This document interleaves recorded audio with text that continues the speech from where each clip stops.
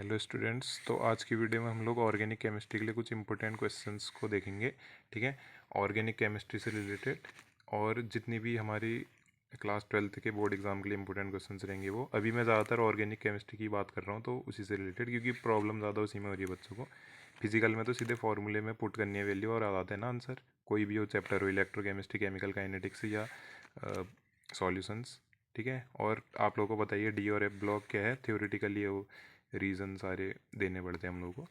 अब देखो organic chemistry में क्या है, हम लोगों को जैसे कुछ क्वेश्चन दे रखे हैं। तो पहला क्वेश्चन है, फिनॉल ज़्यादा एसिडिक क्यों है साइक्लोहेक्सेनॉल से due to resonance.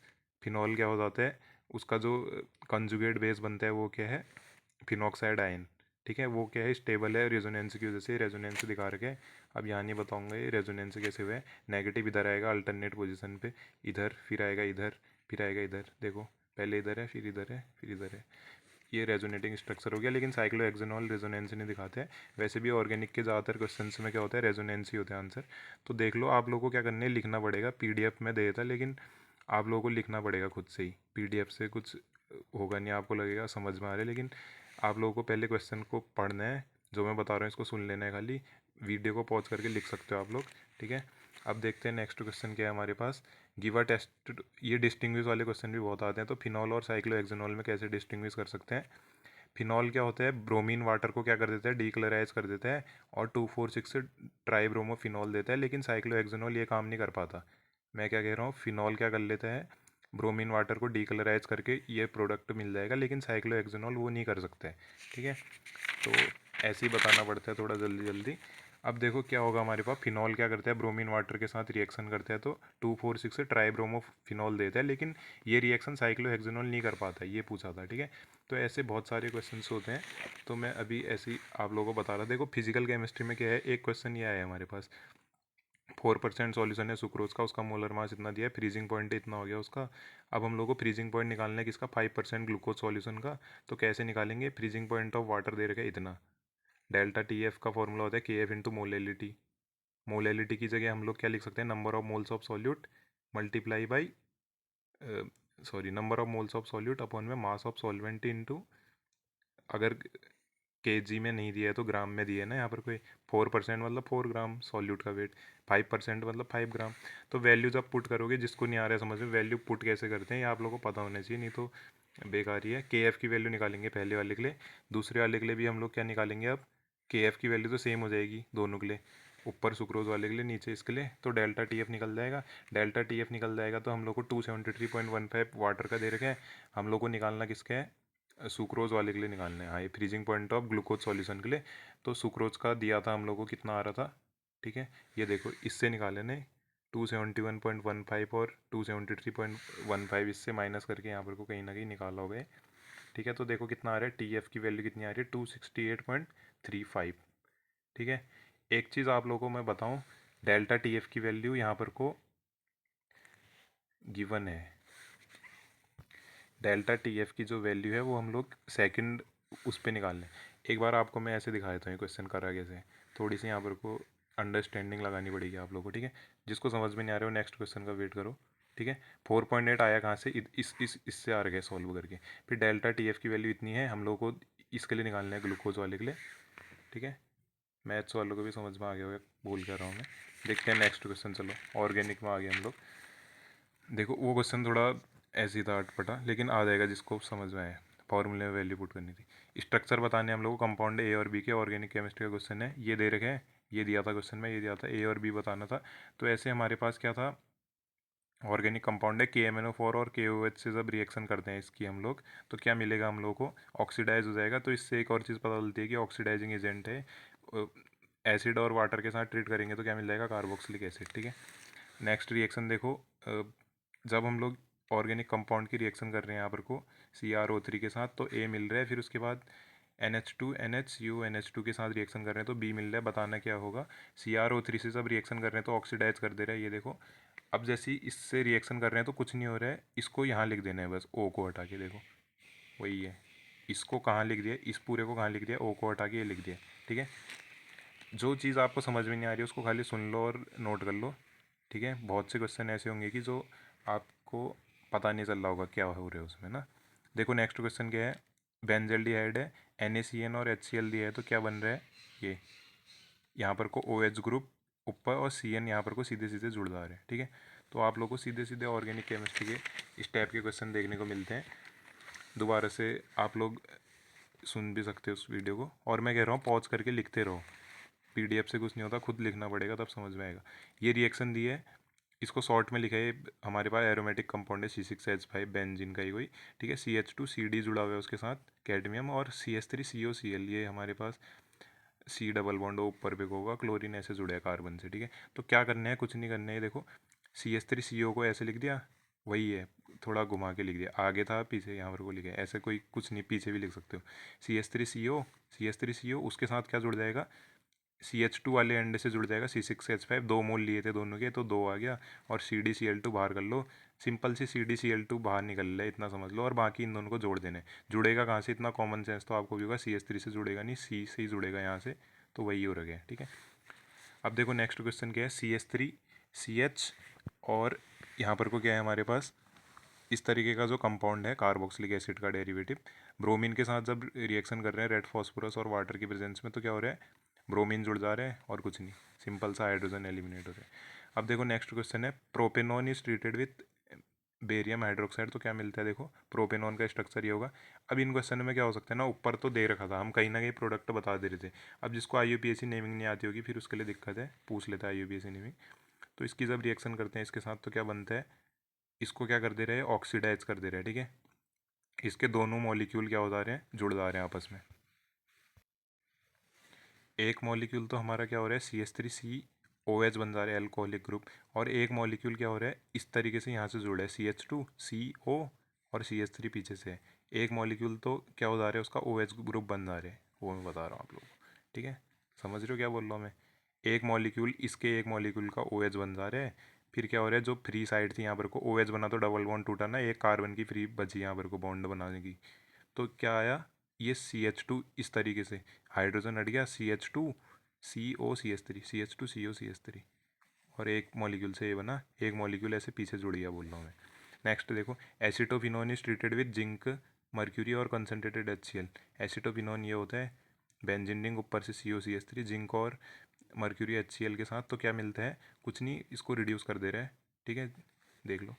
Next question क्या है, बेंजोइल क्लोराइड इज हाइड्रोजनेटेड, मतलब कि रिडक्शन ही हो रही है, तो क्या करना है, बेंजोइल क्लोराइड ये होता है बेंजीन रिंग के ऊपर COCl ग्रुप लगा हुआ, हाइड्रोजन और पैलेडियम और BaSO4 कैटेलिस्ट है, सब दे रखा था, बस ये पता होना चाहिए था क्या है, तो बेंजल्डिहाइड बन जाते हैं। नेक्स्ट रिएक्शन देखते हैं, थ्योरेटिकल क्वेश्चन में आएंगे, ऑर्गेनिक ऐसी ही आती है जनरली, फिजिकल तो फिर फिजिकल मैंने बता दिया, फॉर्मूले याद होने चाहिए। फिनॉल को एनिसोल में कैसे बदलते हैं, फिनॉल की रिएक्शन कर देंगे NaOH के साथ, तो क्या मिलेगा, सोडियम फिनॉक्साइड, और क्या, फिर इसकी CH3X के साथ रिएक्शन, तो NaX हट जाएगा और OCH3, एनिसोल ये है, फिनॉल ये है, NaOH के साथ रिएक्शन कर रही है, सीधे भी दिखा सकते हो, इंटरमीडिएट दिखाओगे तो अच्छी बात है, नंबर थोड़े अच्छे मिल सकते हैं। इथेनॉल को प्रोपेन टू ऑल से जब रिएक्ट, अच्छा सॉरी, इथेनॉल को प्रोपेन टू ऑल में कन्वर्ट करना है, तो इथेनॉल ये हो गया, PCC डाल रहे रिएजेंट, तो क्या मिल रहा है, CH3CHO मिल रहा है, एल्डिहाइड, एल्कोहल से एल्डिहाइड, फिर ग्रिग्नार्ड रिएजेंट से रिएक्शन, तो क्या मिल रहा है, alcohol propane two all, math है प्रोप 2 पे ऑल। अब आ गया देखो, ये थ्योरी वालों के लिए क्वेश्चन आ गया, theoretical. Phenol electrophilic substitution reaction क्यों दिखा देता है बेंजीन से, क्योंकि क्या होता है, लोन पेयर ऑफ ऑक्सीजन क्या करते हैं, डीलोकलाइजेशन करते हैं, और बेंजीन रिंग को क्या करते हैं, makes benzene ring electron rich. Phenol में क्या होता है, ये क्वेश्चन में पूछ रहा था कि फिनॉल इलेक्ट्रोफिलिक सब्स्टिट्यूशन रिएक्शन क्यों दिखाता है, क्योंकि बेंजीन जो फिनॉल में क्या है, ऑक्सीजन ग्रुप है, वो क्या कर सकता है, डीलोकलाइजेशन की वजह से बेंजीन रिंग इलेक्ट्रॉन रिच हो जाती है, इतना था। अब नेक्स्ट क्वेश्चन है, orthonitrophenol is more volatile than paranitrophenol, तो ऑर्थोनाइट्रोफिनॉल में क्या होता है, intermolecular hydrogen bonding in orthonitrophenol, लेकिन पैरानाइट्रोफिनॉल में क्या होता है, इंटरमोलिकुलर हाइड्रोजन बॉन्डिंग, तो तब जाके क्या है, ऑर्थोनाइट्रोफिनॉल में इंट्रामोलिकुलर हाइड्रोजन बॉन्डिंग है, तब जाके वो क्या है, ज़्यादा वॉलेटाइल है, लेकिन पैरानाइट्रोफिनॉल में क्या है, इंटरमोलिकुलर हाइड्रोजन बॉन्डिंग है, जिस वजह से वो क्या होता है, वॉलेटाइल, मतलब इवेपोरेट नहीं हो पाएगा। नेक्स्ट क्वेश्चन है हमारे पास, 1 ब्यूटाइल क्लोराइड हीटिंग करने पे सोडियम मिथॉक्साइड देता है। ठीक है, विथ सो, अच्छा क्वेश्चन को दोबारा से पढ़िए, butyl chloride, 1 butyl chloride heat करते हैं जब सोडियम मिथॉक्साइड के साथ, तो क्या देता है, 2 मिथाइल प्रोपीन, जबकि ये नहीं देता product, tertiary butyl methyl ether. दोबारा से क्वेश्चन को बता रहा हूँ क्या बोल रहे हैं। ये जो है 1 ब्यूटाइल क्लोराइड, जैसे ही हीट करते हैं सोडियम मिथॉक्साइड के साथ तो ये देता है, ये क्यों नहीं देता पूछ रहे हैं।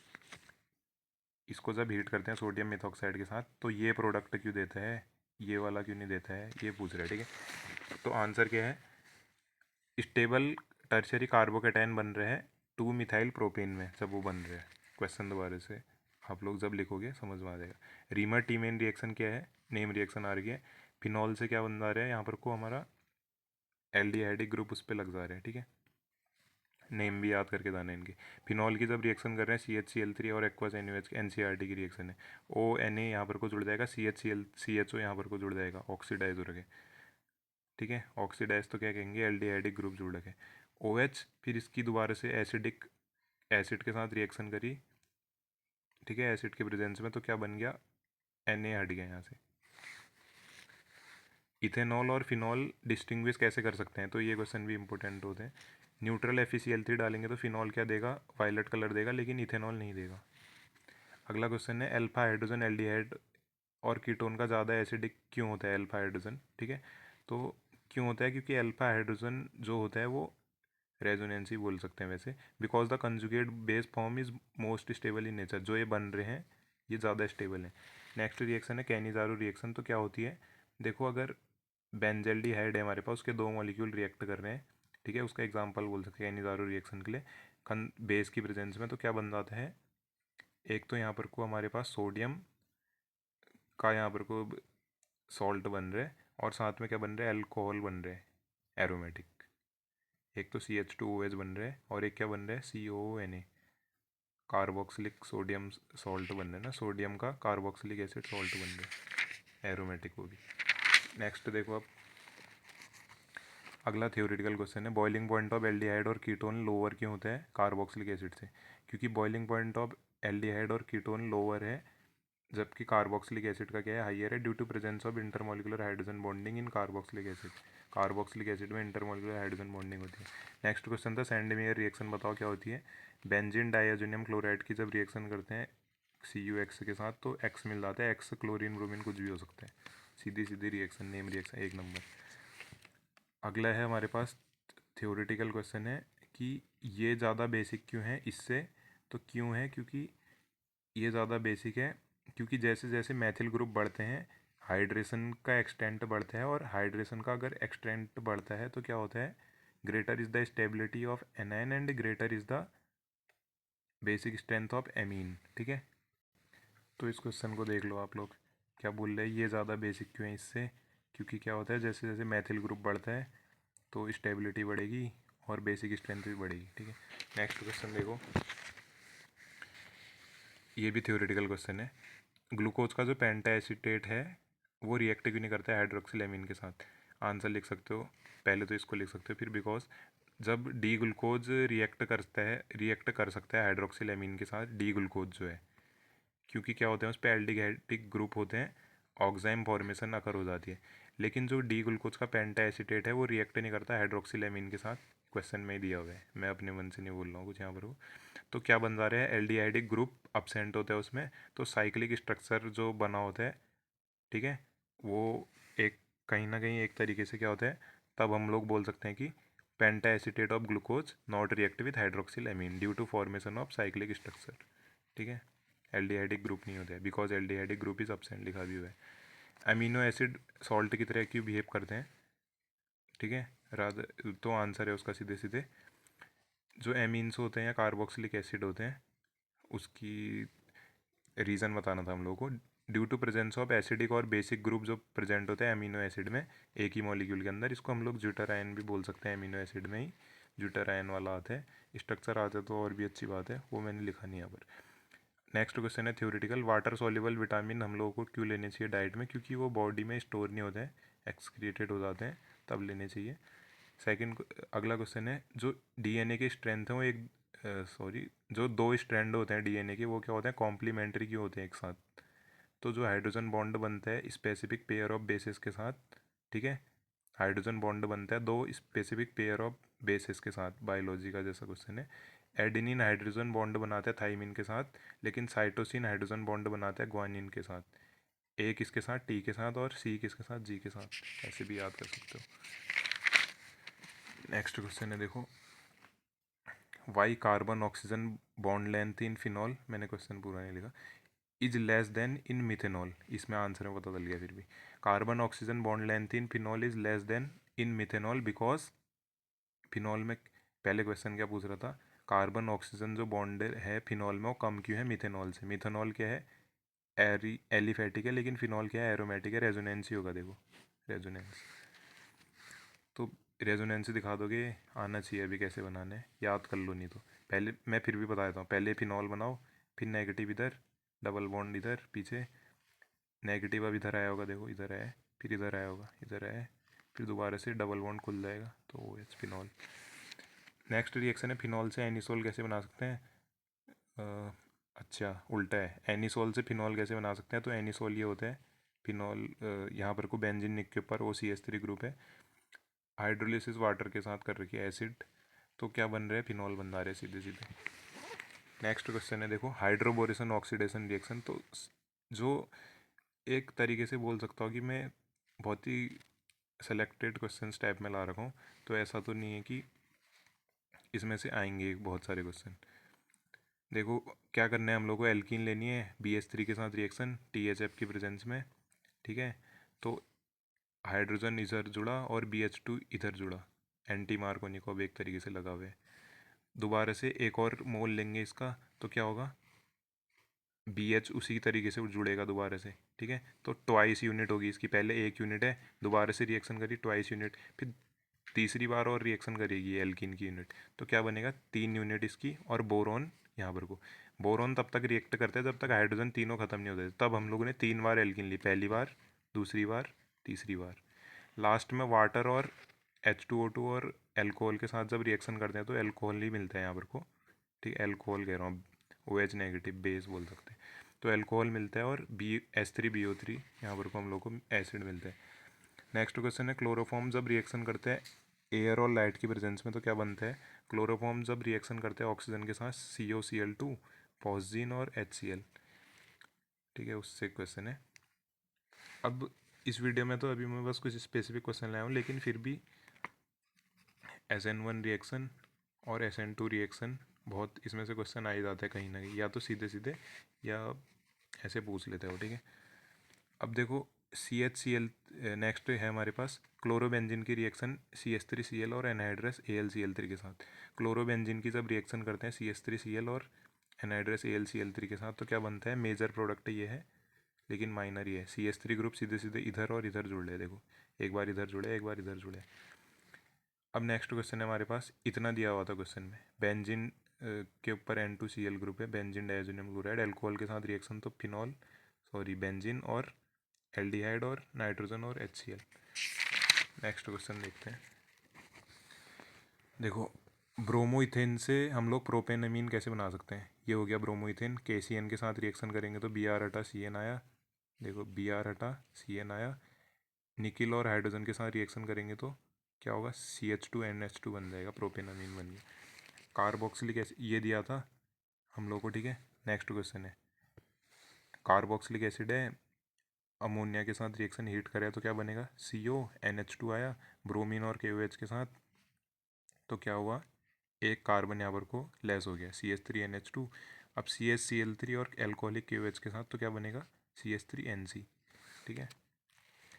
नेमिंग नहीं बता रहा हूँ मैं, बहुत देर लग जाएगी। अब देखो फिनॉल की जब रिएक्शन, क्वेश्चन इस टाइप का दिया था तो मैंने उसको ऐसे लिखा है, ये C6H5 ये रिंग होती है, NH2 के यहाँ पर कोई एक क्वेश्चन में इतना दिया था बस, ठीक है, ये दिया था। मैं क्या कह रहा हूँ यहाँ पर को कि रिंग होगी, ऐसे बना दूँ क्या, N2 जुड़ा हुआ है कहीं भी जोड़ दो, BF4 है फिर उसके साथ, ठीक है। ये ऊपर का क्वेश्चन नहीं है, ये इतना। अब NaNO2 और इसके साथ जब रिएक्शन करी तो इसने जब रिएक्शन करी NaNO2 और Cu के साथ तो ये बना, इसकी जब रिएक्शन करी आयरन और HCl के साथ तो ये बना, फिर उसके बाद लास्ट में CH3COCl के साथ रिएक्शन करी पायरिडीन की प्रेजेंस में, तो NH2 में से एक हाइड्रोजन हट के क्या जुड़ा, COCH3 जुड़ा है, ठीक है। देख लो इस क्वेश्चन को, जब तक लिखोगी नहीं तब तक समझ में नहीं आएगा। ऑर्गेनिक तो ऐसी है, ठीक है। बहुत से क्वेश्चन आप लोगों को हो सकता है कि ना आ रहे हो, तो इसको लिखना तो पड़ेगा ही आप लोगों को एक बार। देखो थ्योरेटिकल तो आ ही जाने चाहिए, अब ये तो रटना ही है।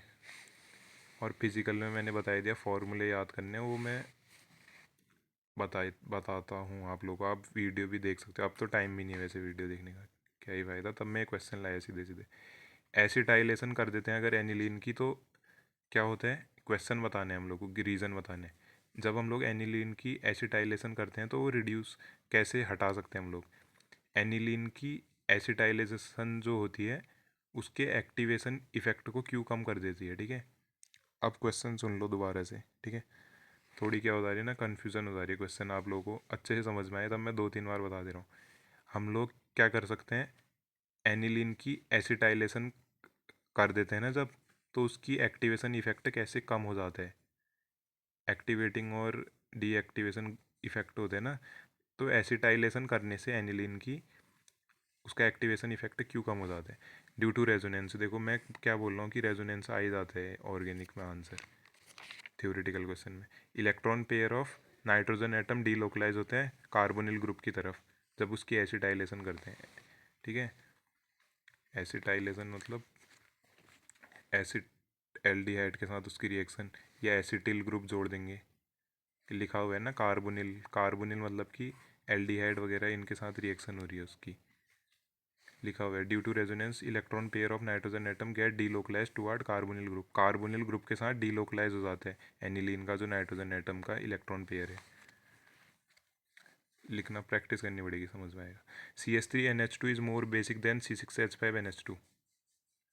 ये ज़्यादा बेसिक क्यों है इससे, क्योंकि रेजोनेंस ही होगा आंसर थ्योरेटिकल क्वेश्चन में। अब वो हर बार ज़रूरी नहीं है थ्योरेटिकल याद है, रिएक्शन में आ जाती है। प्लस आई इफेक्ट होते हैं मैथिलेमीन में, इलेक्ट्रॉन डेंसिटी नाइट्रोजन में इंक्रीज हो जाती है, लेकिन एनिलीन में क्या होता है, रेजोनेंस होता है तो इलेक्ट्रॉन डेंसिटी डिक्रीज हो जाती है नाइट्रोजन की। Plus I effect in this, resonance in this. तो प्लस आई इफेक्ट से नाइट्रोजन की क्या होती है, इलेक्ट्रॉन डेंसिटी इंक्रीज, लेकिन इस पर electron density decrease due to resonance, इसमें डिक्रीज हो जाती है। NH2 एक ऑर्थो पैरा डायरेक्टिंग ग्रुप है, लेकिन एनिलीन फिर भी नाइट्रेशन करने पे मेटा नाइट्रो एनिलीन क्यों देते हैं, क्योंकि जब प्रोटोनेशन करते हैं एनिलीन की तो एनिलीनियम आयन बनता है, ये इसका रीज़न था। रिएक्शन वगैरह दिखा सकते हो तो अच्छी बात है, रिएक्शन तो क्या एनिलीन के स्ट्रक्चर दिखा सकते हो।